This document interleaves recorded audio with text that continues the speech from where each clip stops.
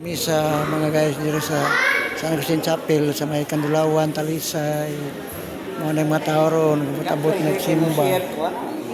Kani si Rotsi. Kaya siya yung anak. Nagkaroon na, mapit na, nagpabot na lang misa pare, kaya wala pa naabot. Karoon alas 4 ang misa dito sa Barangay Kandulawan sa San Agustin Chapel. Mga yung mga tao karon anam nagabot.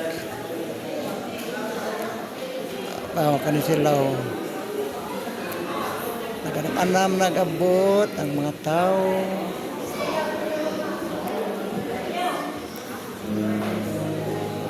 Okay mga guys, bye-bye mga guys.